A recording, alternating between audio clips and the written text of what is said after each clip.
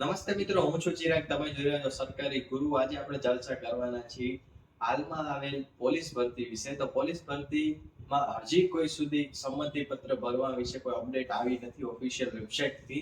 તો આજે આપણે ચર્ચા કરીશું, જો અપડેટ આવે છે તો સંમતિ પત્ર કેવી રીતે ભરાય છે.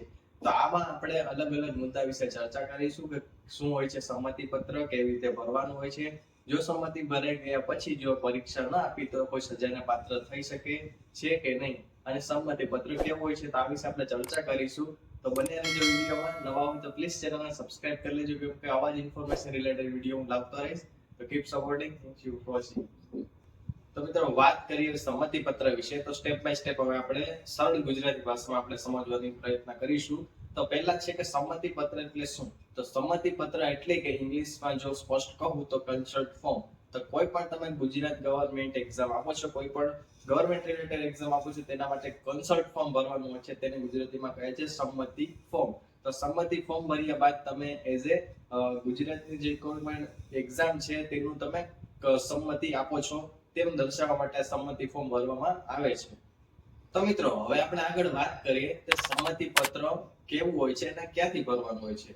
તો જેમ તમે સ્ક્રીન ઉપર જોઈ શકો છો કે સંમતિ પત્ર ઓજસની વેબસાઇટ ઉપર જે કન્સલ્ટ ફોર એક્ઝામ ઉપર જે લખેલું છે ત્યાં ક્લિક કરશો એટલે કોઈ પણ જે રિલેટેડ જે એડવર્ટાઇઝમેન્ટ રહેશે ગુજરાત ગવર્મેન્ટ એક્ઝામ રિલેટેડ, તો તેના તે ઓફિશિયલ સાઇટ ખુલશે અને તેમાં તમને આવી રીતે એક સંમતિ ફોર્મ જોવા મળશે, જેમ તમે અત્યારે સ્ક્રીન ઉપર જોઈ શકો છો.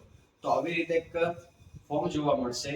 તો આ ફોર્મમાં કેવી રીતે હોય છે તે સ્ટેપ બાય સ્ટેપ આપણે સમજીએ. તો તમે જેમ જોઈ શકો છો, આમાં ગુજરાત પોલીસની ભરતી વિશે એડવર્ટાઇઝમેન્ટ દર્શાવેલી છે અને જે કોડ આપેલો છે તે કોડ તમારે યાદ કરવાનો રહેશે અને તે મુજબ ફોર્મ ભરવાનું રહેશે.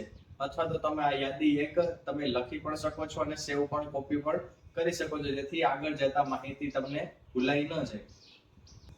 તો મિત્રો, હવે ઘણાના મગજમાં એવો ડાઉટ થતો હશે કે જો આપણે ફોર્મ ભર્યું છે બરોબર, તો તે પછી સંમતિ પત્ર ભરવા પછી પણ જો તમે એક્ઝામ નથી આપી રહ્યા તો કોઈ સજાને પાત્ર થશો કે નહીં. તો આ વિશે આપણે જો ચર્ચા કરી તો હાલમાં પહેલા બીજે 2023માં જે ટ્વીટ કરેલી હતી હસમુખભાઈ પટેલે, તો તેમાં જણાવેલું હતું કે જો તમે સંમતિ પત્ર ભરો છો અને કોઈ પણ કારણસર જો તમે એક્ઝામ ન આપી શકો તો તમારી ઉપર કોઈ ગુનો દાખલ થતો નથી.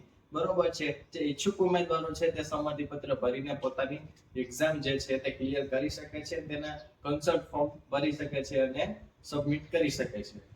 તો મિત્રો, હવે આપણે વાત કરીએ કે સંમતિ પત્ર ક્યારે ભરવાનું હોય છે. તો મોસ્ટ ઓફ તો સંમતિ પત્ર 3 થી 5 દિવસનો સમયગાળો હોય છે, જે ફોર્મ ભર્યાના પછીનો સમયગાળો હોય છે. પણ અત્યારે થોડા જે મેથડ છે તેને ચેન્જ કરવાથી તે 20 થી 25 દિવસની આડે-ગાળે સંમતિ પત્ર ભરવાનું હોય છે. અથવા તો કે જે પ્રેક્ટિકલ એક્ઝામ થઈ ગયા બાદ પણ ફરીથી સંમતિ પત્ર ફોર્મ ભરવાનું આવી શકે છે. તો તમે આ સ્ટેપ બાય સ્ટેપ આ વિડીયોને સેવ કરી લેજો અને કોઈ પણ જે પોલીસ ભરતીની તૈયારી કરેલા વિદ્યાર્થીઓ છે કે કોઈ પણ એવા ઉમેદવારોને આ વિડીયો શેર કરજો, તેથી આ એક સાચી માહિતી પહોંચી શકે. પણ હાલમાં કોઈ ઓફિશિયલ વેબસાઇટ થ્રુ આની કોઈ ઇન્ફોર્મેશન મળી નથી, એટલે હું તમને સ્પષ્ટ ના કહી શકું. તો આ એક ઇન્ફોર્મેશન રિલેટેડ વિડીયો હતી કે સંમતિ પત્ર કેવું હોય છે, કેવી રીતે ભરવાનું હોય છે અને આમાં કેટલો સમયગાળો લાગે છે અને શું શું પ્રોસીજર છે. તો આ વિડીયો જો તમને ઉપયોગી લાગી હોય તો પ્લીઝ બીજાને શેર કરજો, લાઈક કરજો અને સબસ્ક્રાઇબ કરવું ના ભૂલતા, કેમ કે આવા જ ઇન્ફોર્મેશન રિલેટેડ વિડીયો હું લાવતો રહીશ. Thank you for watching.